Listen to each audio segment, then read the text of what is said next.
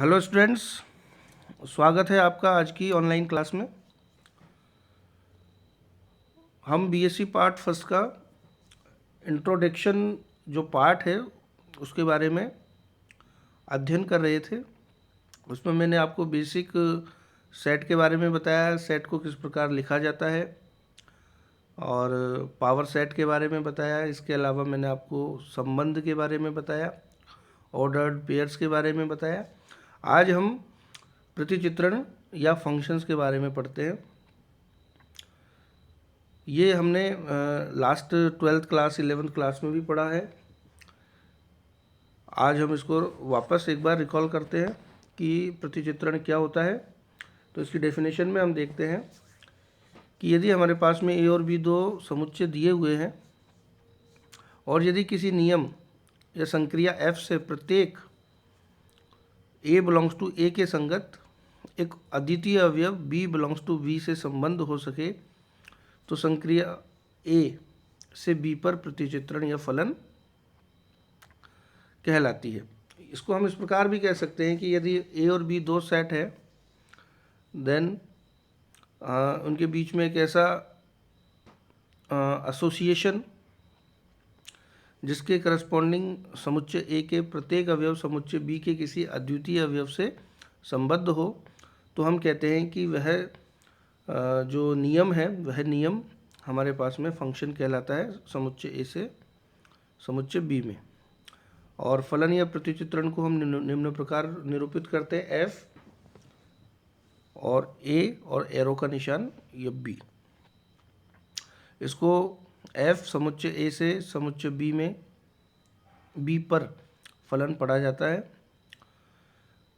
यदि कोई A belongs to capital A और small B belongs to capital B से फलन एफ के अंतर्गत संबंध होता है तो अवयव बी ए का प्रतिबिंब कहलाता है तथा इसको हम बी बराबर एफ ए से निरूपित करते हैं। यहाँ हम देखते हैं ये हमारे पास में तीन हमने संबंध बनाए हैं एसोसिएशन समुच्चय ए और समुच्चय बी में। अब इनको हम देख के ये पता लगाते हैं कि इनमें से कौन सा एसोसिएशन एक फलन है या फंक्शन है। तो हमारे पास तीन इमेज दी हुई है। फर्स्ट इमेज में हम देखते हैं और डेफिनेशन यूज़ करते हैं फंक्शन की कि समुच्चय ए का प्रत्येक अवयव मैप होना चाहिए। तो यहाँ हम देखते हैं कि समुच्चय ए में small a b c d चार अवयव है और चारों ही मैप है। और वो मैप किससे है? By the definition of function समुच्चय ए का प्रत्येक अवयव समुच्चय बी के अद्वितीय अवयव से संबद्ध होना चाहिए। तो यहाँ हम देखते हैं स्मॉल ए एक ही अवयव बी के एक ही अवयव से संबद्ध है, स्मॉल बी ये भी कैपिटल बी जो सेट है उसके एक ही अवयव से संबद्ध है, स्मॉल सी ये भी कैपिटल बी जो सेट है उसके एक ही अवयव से संबद्ध है, और इसी प्रकार डी भी समुच्चय बी के एक ही अवयव से संबद्ध है। तो ये जो हमारे पास में संबद्ध है यह संबंध हमारे पास फंक्शन कहलाएगा, यानी F1 जो है ये एक फंक्शन होगा। इसी प्रकार हम दूसरे संबंध की तरफ चलते हैं। यहाँ हमारे पास में दो सेट दिए हुए हैं और यहाँ हम जब डेफिनेशन यूज़ करते हैं फंक्शन की तो यहाँ पर हम ये देखते हैं कि समुच्चय ए का प्रत्येक अवयव बी के किसी न किसी अवयव से प्रतिचित्रित से मैप होना चाहिए। तो यहाँ जब हम समुच्चय ए को देखते हैं तो यहाँ हम पाते हैं कि समुच्चय ए के तीन ही अवयव समुच्चय बी के अवयवों से प्रतिचित्रित है। तो यहाँ हमारे पास में एक अवयव छूट गया जो कि हमारे पास फंक्शन होने की डेफिनेशन को फुलफिल करता है। तो जो हमारे पास में जो एसोसिएशन F2 है संबंध वह एक फलन नहीं होगा।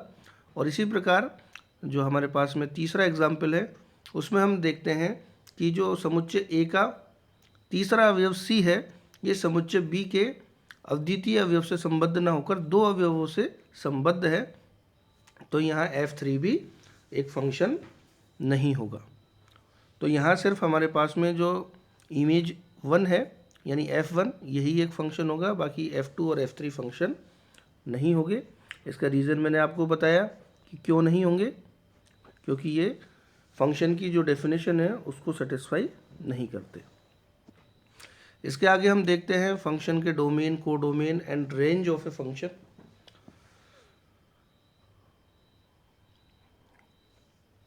यदि समुच्चय f समुच्चय a से समुच्चय b में फलन है, अर्थात f is a function from a to b, तो समुच्चय a फलन f का प्रांत या डोमेन कहलाता है और समुच्चय b को कोडोमेन कहते हैं। यानी हमारे पास में जो पहले लिखा जाता है वो होता है डोमेन, और जो जहाँ इमेज होती है समुच्चय a के अवयवों की वह होता है कोडोमेन। समुच्चय a को जो a के अवयवों के प्रतिबिंब है f का परिसर कहते हैं और इसे f से प्रदर्शित करते हैं। उपरोक्त अनुसार fa is equal to set fa where a belongs to capital A समुच्चय a का परिसर है, तथा समुच्चय a का परिसर जो fa है वो b का सबसेट होता है, क्योंकि उसमें b के अवयव ही होते हैं। इसके आगे देखते हैं हम कि फलन f का प्रांत ऐसे x होते हैं कि x, y belongs to f, और समुच्चय f का परिसर जो होता है वो ऐसे y होते हैं कि x, y belongs to f। ये बेसिक इंफॉर्मेशन है। यहाँ हम देखते हैं फंक्शन की रेंज को हम किस प्रकार निकालते हैं। तो एग्जाम्पल दिया हुआ है, यदि a और b दो सेट दिए हुए हैं और एक फंक्शन दिया हुआ है, एक संबंध दिया हुआ है f, तो समुच्चय a से समुच्चय b में फलन है, क्योंकि समुच्चय a का प्रत्येक अवयव b के एक अद्वितीय अवयव से संबद्ध है। हाँ, ये हमारे पास में एक एग्जाम्पल है फंक्शन का। एग्जाम्पल नंबर 2 जो है, इसके अंदर हमारे पास में एक इमेज दी हुई है, इसको वेन डायग्राम से समझाया हुआ है। तो यहाँ हम देखते हैं कि जो समुच्चय b है, यानी जो कोडोमेन है, कोडोमेन के हमारे पास में दो ही एलिमेंट ऐसे हैं जो मैप हो रहे हैं समुच्चय a के एलिमेंट से।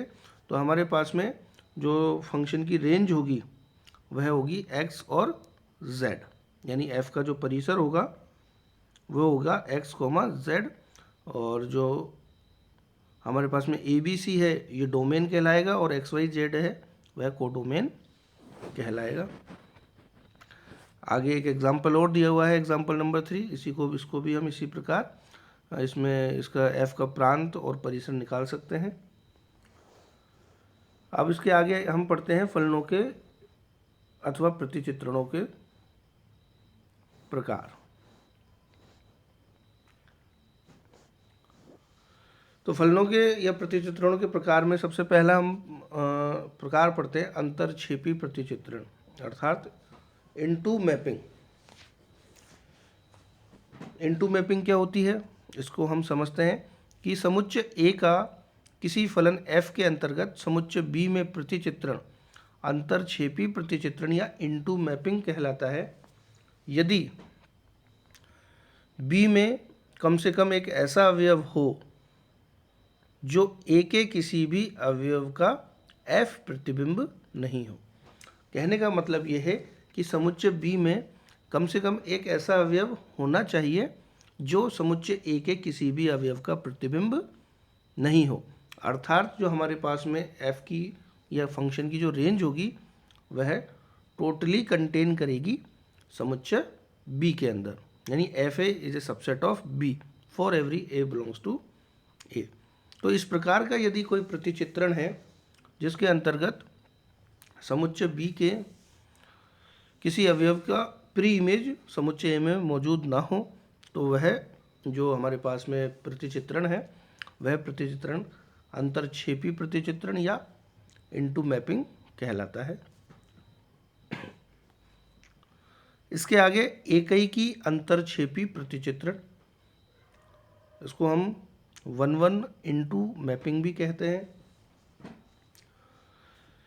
इसके अंतर्गत समुच्चय A का किसी फलन f के अंतर्गत समुच्चय B में प्रतिचित्रण एकैकी अंतरक्षेपी प्रतिचित्रण कहलाता है यदि समुच्चय A के भिन्न भिन्न अवयवों के समुच्चय B में भिन्न भिन्न F प्रतिबिंब हो तथा B में कम से कम एक ऐसा अवयव हो जो समुच्चय A के किसी भी अवयव का F प्रतिबिंब ना हो।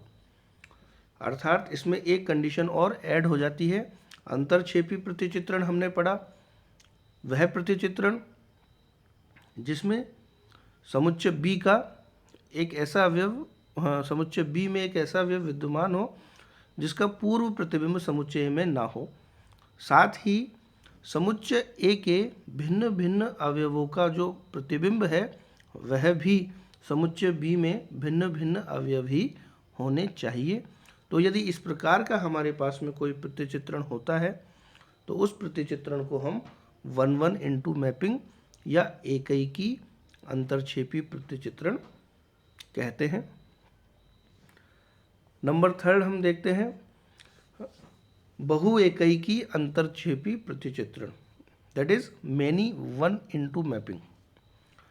इस मैपिंग के अंतर्गत क्या होता है, समुच्चय A का किसी फलन f के अंतर्गत समुच्चय B में प्रतिचित्रण बहु एकी अंतरक्षेपी प्रतिचित्रण कहलाता है यदि A के एक से अधिक अवयवों का B में प्रतिबिंब एक अवयव हो और B में कम से कम एक ऐसा अवयव विद्यमान हो जो A के किसी भी अवयव का प्रतिबिंब ना हो। अर्थात बहु एकी की जो डेफिनेशन है वो ये हो जाती है कि समुच्चय A के एक से अधिक अवयवों का जो प्रतिचित्रण है वह समुच्चय B में एक ही अवयव हो तो ये बहु एकैकी होता है। और यदि अंतरक्षेपी प्रतिचित्रण की कंडीशंस को भी सेटिस्फाई करता है जो कि ये होती है कि समुच्चय B में भी एक ऐसा अवयव कम से कम विद्यमान हो जो A के किसी भी अवयव का प्रतिबिंब नहीं हो, तो वह जो प्रतिचित्रण है वह प्रतिचित्रण बहु एकी अंतरक्षेपी प्रतिचित्रण कहलाता है। नंबर 4 आच्छादक प्रतिचित्रण, ऑन टू और सर्जेक्टिव मैपिंग। समुच्चय A का किसी फलन f के अंतर्गत समुच्चय B में प्रतिचित्रण आच्छादक प्रतिचित्रण या ऑन टू मैपिंग कहलाता है यदि B का प्रत्येक अवयव A के किसी न किसी अवयव का प्रतिबिंब हो। अब यहाँ पर हमारे पास में अंतरक्षेपी में एक अवयव कम से कम विद्यमान होना चाहिए था जो जिसका पूर्व प्रतिबिंब समुच्चय A में नहीं हो, लेकिन आच्छादक में हमारे पास में कोई भी प्रतिबिंब आच्छादक प्रतिबिंब कहलाएगा यदि जो कोडोमेन है हमारे पास उसका प्रत्येक अवयव डोमेन के किसी ना किसी अवयव के साथ में एसोसिएट हो। अर्थात यदि समुच्चय B का प्रत्येक अवयव समुच्चय A के किसी न किसी अवयव के साथ संबद्ध है या समुच्चय B का प्रत्येक अवयव A के किसी न किसी अवयव का प्रतिबिंब है तो हम कहते हैं कि वह प्रतिबिंब आच्छादक प्रतिबिंब है। अर्थात जो हमारे पास में जो रेंज है वह कोडोमेन के बराबर होगी क्योंकि हमारे पास में रेंज में कोडोमेन के सारे अवयव विद्यमान होंगे। इसके आगे एकैकी आच्छादक प्रतिचित्रण, वह प्रतिचित्रण जो एकैकी भी हो और आच्छादक भी हो। अर्थात डेफिनेशन में हम जाएं तो हम कह सकते हैं समुच्चय A का किसी फलन f के अंतर्गत समुच्चय B में प्रतिचित्रण एकैकी आच्छादक प्रतिचित्रण, जिसे हम बाइजेक्शन भी कहते हैं, कहलाता है यदि A के भिन्न भिन्न अवयवों के B में भिन्न भिन्न प्रतिबिंब हो, पहली चीज़, तथा B का प्रत्येक अवयव A के किसी न किसी अवयव का प्रतिबिंब हो। तो इस प्रकार जो हमारे पास में